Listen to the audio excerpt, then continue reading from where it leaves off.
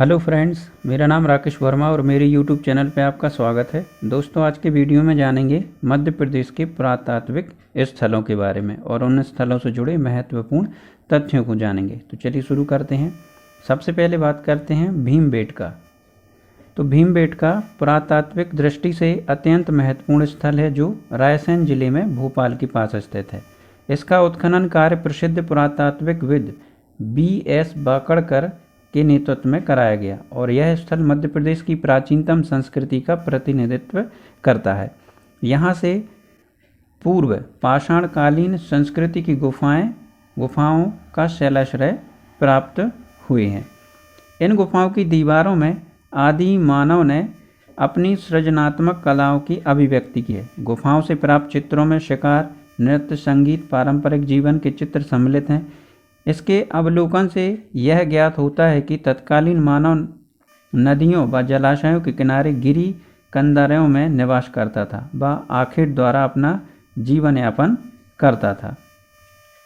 अब बात करते हैं कायथा। पुरातात्विक तथा ऐतिहासिक दृष्टि से महत्वपूर्ण स्थल है कायथा, जो उज्जैन जिले में छोटी काली सिंध नदी के किनारे स्थित है। इसे गुप्तकालीन खगोल शास्त्री बारहमिहिर की जन्मस्थली माना जाता है। यहाँ पर 1965-66 में विक्रम विश्वविद्यालय की ओर से B.S. बाकड़कर के नेतृत्व में उत्खनन कार्य कराया गया, जिसमें यहाँ से ताम्र पाषाणकालीन पाषाण युगीन सभ्यता से लेकर शुंग, कुषाण, गुप्त व गुप्तोत्तर युगीन सभ्यता के अवशेष प्राप्त हुए हैं। यहाँ हुई उत्खनन से अत्यंत महत्वपूर्ण सामग्री प्राप्त हुई।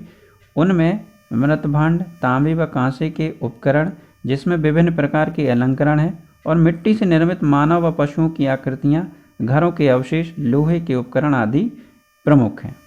बात करते हैं डांगवाला स्थल की। तो उज्जैन जिले में स्थित डांगवाला पुरातात्विक व ऐतिहासिक दृष्टि से महत्वपूर्ण स्थल है। यहाँ पर 1979 में विक्रम विश्वविद्यालय व पुरातात्विक संग्रहालय व संचनालय की ओर से उत्खनन कार्य प्रारंभ किया गया। यहाँ से ताम्र पाषाण युगीन सभ्यता से लेकर परमार काल तक की सभ्यताओं के अवशेष प्राप्त हुए से पाषाणकालीन सभ्यता के दुर्लभ चित्र भी प्राप्त हुए हैं। यहाँ हुई उत्खनन से बहुमूल्य सामग्री प्राप्त हुई, जिनमें मृतभांड, पक्की मिट्टी की वृषभ मूर्तियाँ, तस्तरियाँ, पत्थर की मूर्तियाँ, दैनिक उपभोग की वस्तुएं, हिरण, बकरी, गाय आदि पशुओं की हड्डियाँ, जला हुआ अनाज, गेहूँ, जौ, तिल आदि के अवशेष प्रमुख हैं। अब बात करते हैं बेशनगर विदिशा स्थल की। तो बेशनगर या विदिशा पुरातात्विक व ऐतिहासिक दृष्टि से मध्य प्रदेश का महत्वपूर्ण स्थल है, जो बेतवा नदी के किनारे स्थित है। इसे वर्तमान में विदिशा के नाम से जाना जाता है। यहाँ पर वैज्ञानिक ढंग से सर्वप्रथम उत्खनन 1913 से 14 में केंद्रीय पुरातत्व विभाग द्वारा CDR भंडारकर के निर्देशन में कराया गया। इसका मुख्य उद्देश्य हेलियोडोरस के खंड स्तंभ में उल्लेखनीय वासुदेव मंदिर के भग्नावशेषों की खोज निकालना था। यहाँ से ताम्र पाषाण युगीन सभ्यता से लेकर पूर्व मध्य युगीन सभ्यता अवशेष प्राप्त हुए हैं। बेशनगर में हुई उत्खनन कार्य से हेलियोडोरस स्तंभ के निकट 68 सिक्के मिले हैं, जिनमें अधिकांशतः आहत सिक्के हैं। यहाँ से प्राप्त अन्य सामग्री है मौर्यकालीन नहर के अवशेष, मौर्यकालीन बौद्ध स्तूप, मिट्टी के बने मनुष्य व पशुओं की आकृतियाँ व खिलौने, शंख व हाथीदांत से बनी चूड़ियाँ, लोहे, तांबे व कांसे से बनी घरेलू उपयोग की वस्तु एवं आभूषण। अब बात करते हैं भरहुत स्थल। तो ऐतिहासिक दृष्टि से महत्वपूर्ण सतना जिले में स्थित बौद्ध स्तूप के लिए विख्यात है। स्तूप की खोज कनिंघम द्वारा की गई और इस स्तूप का निर्माण मौर्य सम्राट अशोक द्वारा 2री शताब्दी ईस्वी में कराया गया, जिसका विस्तार शुंग काल में हुआ और इस स्तूप में महात्मा बुद्ध की जातक कथाओं का उल्लेख है। अब बात करते हैं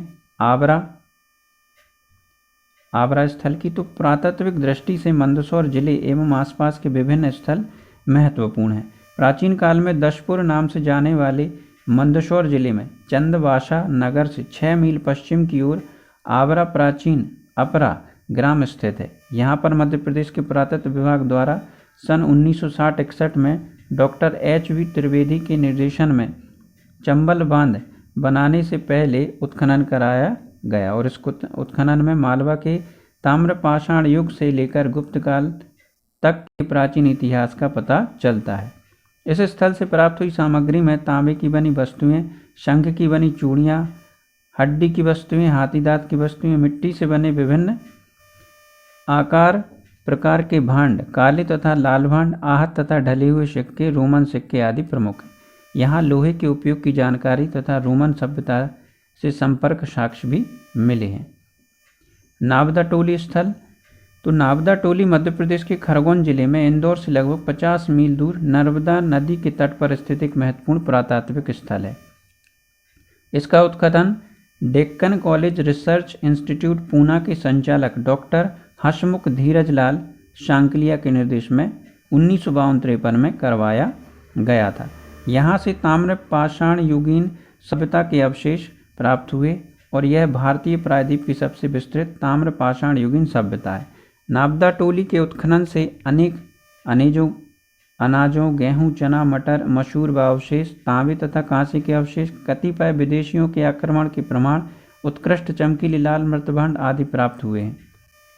इस स्तूप में प्रयोग में लाई गई कुछ ईंटों पर 3री शताब्दी ईसा पूर्व की ब्राह्मी लिपि के अक्षरों की छपाई है। अब जानते हैं महेश्वर स्थल। तो मध्य प्रदेश के खरगोन जिले में नर्मदा नदी के तट पर अवस्थित महेश्वर पुरातात्विक तथा पर्यटन की दृष्टि से महत्वपूर्ण स्थल है।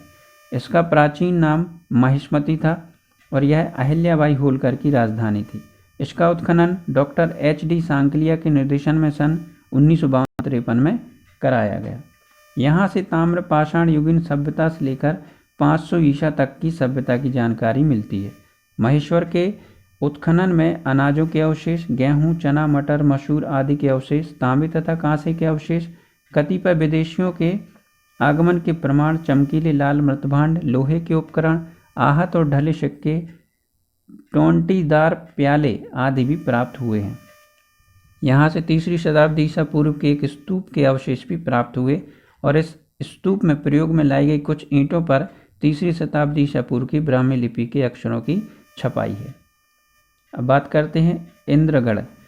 इंद्रगढ़ मंदसौर जिले में स्थित महत्वपूर्ण पुरातात्विक स्थल है और इस स्थल से राष्ट्रकूट शासक नक्षत्र के शासन का एक अभिलेख प्राप्त हुआ, जिसमें शिव मंदिर का निर्माण कराने का उल्लेख था और इस मंदिर का पूर्ण ज्ञान प्राप्त करने के लिए 1958-59 में यहाँ 3 स्थलों पर उत्खनन कराया गया। पहले स्थल के उत्खनन में देवालय के 2 अवशेष मिले। उनमें चौकोर, त्रिकोण तथा अन्य आकृतियों की सादी और कोहरी प्रस्तर शिलाएं, स्तंभ, नदी, भैरव, पार्वती, विष्णु, लक्ष्मी की प्रतिमाएं, तांबे के पुराने सिक्के, जला हुआ धान्य आदि है। दूसरे स्थल के उत्खनन से प्राचीन बस्ती के आभूषण, तौलने के बाँट, एक अस्थि पंजर भी मिला है जिससे युद्ध का आभास होता है। तीसरे स्थल में 2 मंजिला जले हुए मकान के अवशेष, घरेलू उपयोग की अन्य वस्तुएं आदि प्राप्त हुई हैं। अब बात करते हैं पवाया स्थल। तो पवाया का प्राचीन नाम है पद्मावती था। ग्वालियर से 68 किलोमीटर दूर सिंध और पार्वती नदियों के संगम स्थल पर यह स्थल नाग राजाओं की 3 राजधानियों में से एक रहा है। भवभूति ने इस नगर का अपने नाटक मालती माधव में भौगोलिक, सामाजिक, सांस्कृतिक का वर्णन किया है। यहाँ पर उत्खनन कार्य श्री गर्दे के निर्देशन में 1924-25 से 1940 तक किया गया। यहाँ से प्राप्त अवशेषों में सिबंदी के शासनकाल का उत्कीर्ण लेख, गुप्तकालीन विष्णु मंदिर, खंडित ताड़ स्तंभ, अनेक मिट्टी की मूर्तियाँ आदि हैं।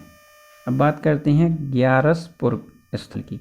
तो ग्वालियर जिले में स्थित यह पुरातात्विक स्थल का उत्खनन 1933 में कराया गया और उत्खनन से प्राप्त सामग्री में मंदिर, गर्भगृह, गियासुद्दीन तुगलक के समय के तांबे के सिक्के, खंडित प्रतिमाएं, लघु लेख, 10वीं शताब्दी का एक बड़ा लेख, अलंकरण आदि प्राप्त हुए। अब बात करते हैं ऐरण।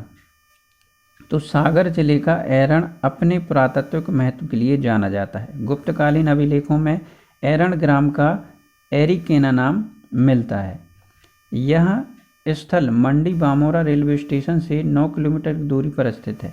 बीना और बेतवा नदी के संगम पर प्राचीन ग्राम स्थित हैं। स्थानीय लोग कहते हैं कि यहाँ एरेका नाम घास के कारण इसका नाम एरण रखा गया है। सिक्कों पर एरिकन्य व नाग का चित्र मिलता है।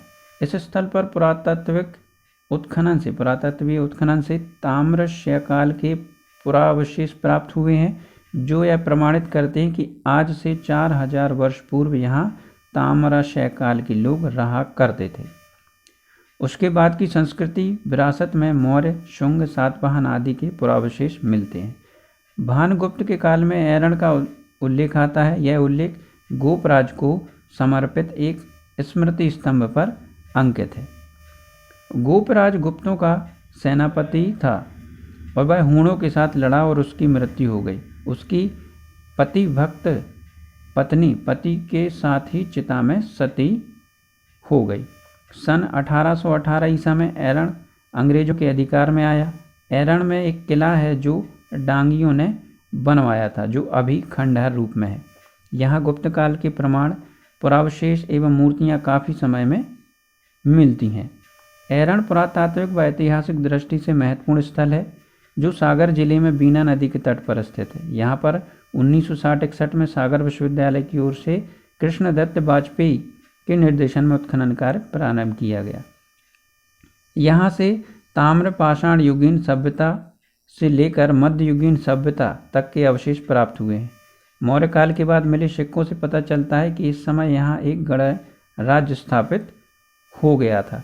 एरण से गुप्तकालीन शासकों के अभिलेख प्राप्त हुए। गुप्त सम्राट समुद्रगुप्त के एक अभिलेख में एरण को समुद्रगुप्त का भोगनगर बताया गया है। 510 ईस्वी के भानुगुप्त के एक अभिलेख से सती प्रथा के प्रचलन का उल्लेख मिलता है। यह अभिलेख भारत में सती प्रथा का प्राचीनतम साक्ष्य है। यहाँ से मिले अभिलेखों से हूण शासक तोरमाण हूण के आक्रमण की जानकारी मिलती है। अब बात करते हैं आदमगढ़ स्थल। तो आदमगढ़ की गुफाएं होशंगाबाद जिले में नर्मदा नदी के दक्षिणी तट की पहाड़ियों पर स्थित हैं। आदमगढ़ की विश्वविख्यात चित्रित शैलकृत गुफाएं हैं।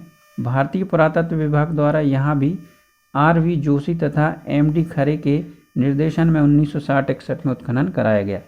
यहाँ से मध्य पाषाण युगीन सभ्यता के अवशेष प्राप्त हुए हैं। उत्खनन से यहाँ पर पूर्व पाषाण युगीन औजार, हस्तकुठार, बिदारिणी, अंडिल, चक्रित उपकरण, खुर्ची आदि प्राप्त हुए हैं। यहाँ से उप महाद्वीप क्षेत्र में पशुपालन के प्राचीनतम प्रमाण मिले हैं। कशरावद स्थल पश्चिमी निवाड़ जिले में कशरावद नगर के दक्षिण में नर्मदा नदी के तट पर स्थित दूतबरडी नामक टीला है। यहाँ पर 1936 में श्री V.R. कंदरीकरण के निर्देशन में उत्खनन कार्य करवाया गया। यहाँ के उत्खनन से दूसरी शताब्दी ईसा पूर्व की सभ्यता के अवशेष प्राप्त हुए हैं। त्रिपुरी स्थल है। जबलपुर के पास भेड़ाघाट रोड पर तेवार गांव में मिली एक पुरातात्विक स्थल है।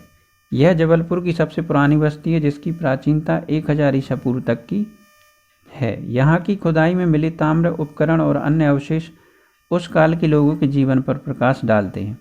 प्राचीन काल में यह स्थान कौशाम्बी, विदिशा, महिष्मती और उज्जैनी मार्ग पर पड़ता है, इसलिए भौगोलिक और व्यापारिक दृष्टि से भी महत्वपूर्ण रहा।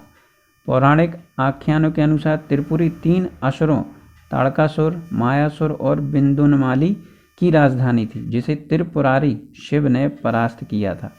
गौतम बुद्ध के काल में त्रिपुरी चेदी जनपद का अंग रहा। यह मौर्य साम्राज्य का ही हिस्सा रहा। इसके बाद यहाँ एक विशेष प्रकार का गणराज्य स्थापित हुआ, जिसका प्रशासन व्यापारिक संघ द्वारा चलाया जाता था। 7वीं शताब्दी में त्रिपुरी कलचुरी वंश की राजधानी बना। बात करते हैं आवरा स्थल। तो मंदसौर जिले में स्थित आवरा से ताम्रपाषाण काल से लेकर गुप्त काल तक के अवशेष प्राप्त हुए हैं। नागदा उज्जैन के निकट चंबल नदी किनारे बसे इस स्थल से ताम्रपाषाण युग सभ्यता के प्रमाण प्राप्त हुए हैं। जटखरा खजुराहो, यहाँ भारतीय पुरातत्व द्वारा सर्वेक्षण के दौरान की गई खुदाई में विशाल मंदिर प्राप्त होने के प्रमाण मिले हैं। खलघाट धार, यहाँ भगवान बुद्ध के अनुयायियों से संबंधित 2000 वर्ष पुरानी वस्तुएं प्राप्त हुई। यहाँ से ताम्रकालीन सभ्यता के अवशेष प्राप्त हुए हैं। पीतनगर खरगोन, यहाँ से लगभग 2500 वर्ष प्राचीन बौद्धकालीन अवशेष प्राप्त हुए हैं। निन्नौर गांव सीहोर, यहाँ की गई खुदाई में गुप्तकालीन वास्तुकला एवं नगर व्यवस्था के अवशेष प्राप्त हुए हैं। जूना एरवास उज्जैन, यहाँ की गई खुदाई में लगभग 3000 वर्ष प्राचीन सभ्यता के अवशेष प्राप्त हुए हैं। तादौल उज्जैन, यहाँ की गई खुदाई में लगभग 2000 वर्ष पुराना मंदिर प्राप्त हुआ है। खेड़ीनामा होशंगाबाद, यहाँ की खुदाई में 3500 वर्ष प्राचीन ताम्रयुगीन सभ्यता के अवशेष प्राप्त हुए हैं। त्योंथर रीवा, यहाँ की गई खुदाई में बौद्धकालीन अवशेष तथा ईसा पूर्व 3री एवं 4वीं सदी में नगरीय सभ्यता के प्रमाण मिले हैं। डांगवाला उज्जैन, 2000 ईसा पूर्व से परमार काल तक के पूरा अवशेष प्राप्त हुए। यहाँ से सादे एवं मिश्रित विष मिश्रित मृत भांड भी मिले हैं। नरसिंहपुर जिले के करेली वन परिक्षेत्र में प्राचीन शैलचित्र मिले हैं। तो मध्य प्रदेश में कई स्थानों पर हजारों साल पुराने शैलचित्र मौजूद हैं। हाल ही में नरसिंहपुर जिले के करेली वन परिक्षेत्र में दुर्गम बैनाकी ग्राम के पास शक्कर नदी की गुफाओं में प्राचीन शैलचित्र मिले हैं। शैलचित्रों में मानव, हाथी, घोड़े और पैदल लोगों के साथ शिकार खेलते हुए चित्रित हैं। चित्रों में भाला, तीर कमान, फरसा आदि स्पष्ट रूप से देखे जा सकते हैं। कुछ चित्र भीमबेटका में मिले चित्रों के समान स्पष्ट लाल रंग के हैं, वहीं कुछ चित्र धूसर हो चुके हैं। चित्रों के बारे में किसी लिपि में वर्णन भी किया गया जिसे प्राचीन लिपि कोई जानकार ही पढ़ सकेगा। शैलचित्र तक पहुंचने के लिए ग्राम हर्रई से चिखला तक 32 किलोमीटर की पक्की सड़क है। चिखला से बैनाकी तक 4 किलोमीटर की कच्ची सड़क है। वहीं बैनाकी गुफा तक पहुंचने के लिए 2 किलोमीटर का पैदल रास्ता तय करना पड़ता है। भीमबेटका से 5 किलोमीटर दूर पैगामबन क्षेत्र में ही हजारों साल पुराने 35 शिलाचित्र मिले हैं। राजगढ़ जिले के सिंघनपुर, होशंगाबाद के पास आदमगढ़, छतरपुर जिले की बीजावर, रायसेन जिले के पाटनी गांव में मृगन्नाथ की गुफाएं आदि भी प्रागैतिहासिक काल के लिए शैलचित्र मिल चुके हैं। खरगोन जिले में नदी नालों के पास मिले 1 लाख साल पुराने पाषाण युग के पत्थरों के औजार। तो खरगोन जिले में 1 लाख साल पुराने पाषाण युगीन पत्थरों के औजार प्राप्त हुए हैं। फरवरी 2018 में भारतीय पुरातत्व सर्वेक्षण में मध्य प्रदेश के खरगोन जिले में पाषाण युग के औजार प्राप्त हुए हैं। पाषाण काल में घुमंतु मानव के शिकार में उपयोग किए जाने वाले सूक्ष्म पत्थरों और औजार गोगावा के आहेरखेड़ा, आखापुरा, डोंगरगांव व सिंगनूर के पास नदी नालों में मिले हैं। ये लगभग 1 लाख साल पुराने बताए जा रहे हैं। भारतीय पुरातत्व सर्वेक्षण विभाग के भोपाल में आए सर्वेक्षणकर्ता को ये अवशेष मिले। इन्हें जिला पुरातत्व संग्रहालय कसरावद में सुरक्षित रखवाया गया है। इसके अलावा परमारकालीन प्रतिमाएं व होलकर कालीन बावड़ी व जिले के प्राचीन मंदिरों की भी जानकारी जुटाई गई। चित्रकूट में मिला 1.6 अरब वर्ष पुराना जीवाश्म। 15 मार्च 2017 में स्वीडन के वैज्ञानिकों ने मध्य प्रदेश की धर्म नगरी चित्रकूट में 1.6 अरब साल पुरानी लाल शैवाल रेड एल्गी की खोज की जानकारी दी। वैज्ञानिकों का दावा है कि दुनिया का सबसे पुराना जीवाश्म है, जिससे दुनिया भर के वैज्ञानिकों में पृथ्वी में जीवन की उत्पत्ति को लेकर एक बार फिर बहस छिड़ गई। इसके पहले वैज्ञानिकों को 1.2 अरब वर्ष पुराना ही जीवाश्म मिला। हालांकि इस नई खोज में वैज्ञानिकों की उस तथ्य की मजबूती प्रदान की जिसके आधार पर वैज्ञानिक 3.5 अरब साल पहले धरती पर जीवन के शुरू होने का अनुमान लगा रहे थे। Sweden museum of natural history के प्रोफेसर वैज्ञानिक स्टीफन बेंगटसन ने जीवाश्म की एक नई खोज की है। वैज्ञानिकों की टीम वर्ष 2016 में चित्रकूट पहुंची थी, जहां पहाड़ों से घिरे चित्रकूट के घने जंगलों में मंदाकिनी नदी के तटों के किनारे तलछटी में अरबों वर्ष पुरानी चट्टानों में लाल शैवाल पाए गए। राजा विराट की नगरी। तो विंध्याचल के मैकाल पर्वत श्रृंखला की गोद में बसे शहडोल का प्राचीन नाम सहस्त्रडोल बताया जाता है, जिसका आशय तालाबों से है। माना जाता है कि महाभारत काल में जिस विराट नगरी का उल्लेख है वह राजा विराट की नगरी थी, यही शहडोल है। राजा विराट का विराट मंदिर अभी भी मौजूद है। यहीं पांडवों ने अपना वनवास का अज्ञातवास काटा था। शहडोल के पास स्थित लखवरिया में लाक्षागृह होने के अब भी प्रमाण है। यहाँ अब भी ढेरों गुफाएं हैं जहाँ पांडव रहा करते थे। यहाँ बाण गंगा कुंड भी है जहाँ अर्जुन के ने बाण चलाकर गंगा निकाली थी। यहाँ पाए जाने वाले शमी के पेड़ भी महाभारत काल की कहानी की पुष्टि करते हैं, जहाँ अर्जुन अपना गांडीव धनुष रखा करते थे। नर्मदा नदी के किनारे मिले हड़प्पा मोहनजोदड़ो सभ्यता से भी पुराने औजार। तो नर्मदा नदी के किनारे हुई पुरातात्विक सर्वे में हड़प्पा मोहनजोदड़ो जैसी सभ्यता से भी पुराने औजार मिले हैं। यह औजार तब के हैं जब मानव गुफाओं में रहता था। पुरातत्व शोध संस्थान ने डेक्कन कॉलेज पुणे के post graduate and research institute के साथ मिलकर हाल ही में नर्मदा नदी के किनारे सर्वे किया था और उस दौरान टीम को मानव जाति की उत्पत्ति के साक्ष्य मिले और इस खोज से मानव सभ्यता के उद्भव विकास समझने में मदद मिलेगी। टीम ने खासकर होशंगाबाद, इटारसी और सीहोर के पीली कराड़, खांडोबाड़ और काली हेड जैसे इलाकों का सर्वे किया। रायसेन जिले में मिले 1000 साल प्राचीन सभ्यता के अवशेष। तुम भीमबेटका जैसी विश्व धरोहर सूची में शामिल पुरास्थल को अपनी झोली में समेटे प्रदेश का रायसेन जिले में 1000 साल प्राचीन सभ्यता के अवशेष मिले हैं। प्रदेश की राजधानी भोपाल से करीब 114 किलोमीटर दूर रायसेन जिले के उदयपुरा और बरेली तहसील में राज्य पुरातत्व विभाग को 9वीं से 12वीं शताब्दी ईस्वी के प्रतिहार और परमारकालीन दुर्लभ मूर्तियां और मंदिरों के अवशेष मिले हैं। यह अवशेष रायसेन के गोरखपुर गांव में मिली परमारकालीन प्रतिमाओं और मोगा बांध के नज़दीक प्रतिहारकालीन मंदिर के अवशेष हैं। जैसे हैं यह प्राचीन संस्कृति हाल ही में जब प्रकाश में आई, तब राज्य पुरातत्व विभाग के आर्कियोलॉजिस्ट की टीम ने गोरखपुर गांव में मिली 1000 साल पुरानी दीवार का सर्वेक्षण शुरू किया। राज्य के जबलपुर जिले की पनागर तहसील में खुदाई के दौरान मुगल शासक हुमायूं और औरंगजेब के समय के सिक्के प्राप्त हुए। ताज़ा उत्खनन के दौरान प्रदेश के मंदसौर जिले के इंदरगढ़ गांव में लगभग 1 लाख वर्ष पूर्व की मानव बस्ती होने के प्रमाण मिले हैं। जबलपुर में पाटा बाबा मंदिर पहाड़ियों पर खुदाई के दौरान डायनासोर के 2 अंडों के जीवाश्म प्राप्त हुए। साइंस कॉलेज के भूगर्भ विज्ञान के छात्रों को भी अंडे मिले। इस पहाड़ी पर 1995 में डायनासोर के जीवाश्म मिले थे। मध्य प्रदेश के रायसेन जिले में ओबेदुल्लागंज से 7 किलोमीटर की दूरी पर स्थित भीमबेटका गुफाएं स्थित हैं और इन गुफाओं का संबंध पाषाणकालीन संस्कृति से है। अब जानते हैं स्थलों से संबंधित अन्य महत्वपूर्ण तथ्यों को।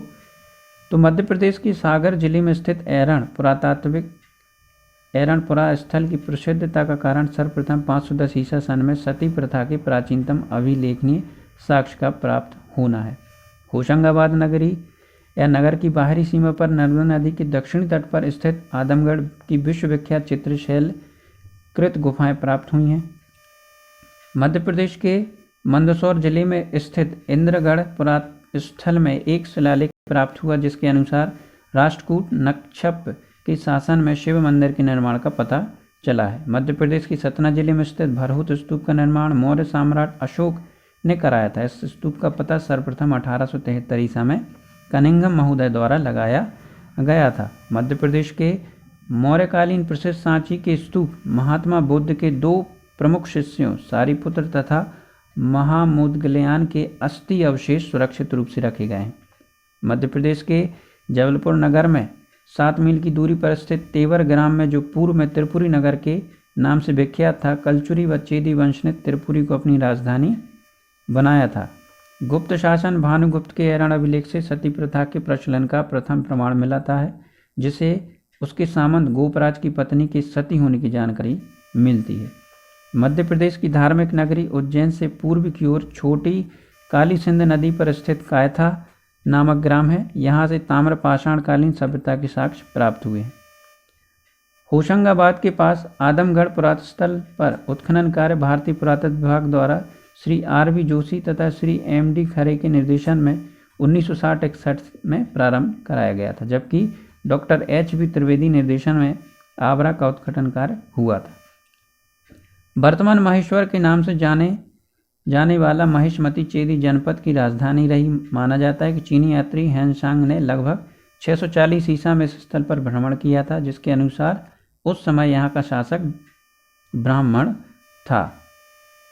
मध्य प्रदेश के होशंगाबाद जिले में स्थित हथनौरा एक पुरातात्विक स्थल भूभाग है और पुरातात्विक खुदाई के फलस्वरूप यहाँ से मानव खोपड़ी व कंकाल प्राप्त हुआ है जो पुरापाषाण काल की सूचना देता है। निकनौर गांव सीहोर गुप्तकालीन वास्तुकला, पीतनगर खरगोन बौद्धकालीन अवशेष, खलघाट धार व ताम्रकालीन सभ्यता के अवशेष तथा जटकरा खजुराहो जिला छतरपुर विशाल मंदिर होने के प्रमाण प्राप्त हुए हैं। उज्जैन के उत्तर पूर्व दिशा में 3 मील की दूरी पर स्थित वैश्या टेकरी नामक टीला है और इस टीले के उत्खनन में एक विशाल स्तूप के अवशेष प्राप्त हुए जिसका निर्माण वैश्यापुत्री से ही धीता द्वारा अशोक के शासनकाल में कराया गया था। मध्य प्रदेश के विदिशा जिले का प्राचीन नाम वेशनगर था। यहाँ पर तक्षशिला के शासक एंटिएलेटिकिडस के राजदूत हेलियोडोरस द्वारा शुंग काल में एक गरुड़ स्तंभ की स्थापना की गई थी। वेशनगर भागवत धर्म से संबंधित है। हेलियोडोरस स्तंभ में वासुदेव मंदिर के भग्नावशेषों को खोजा गया और इस स्तंभ को खंबा बाबा भी कहा जाता है। तो दोस्तों आज के वीडियो में बस इतना ही।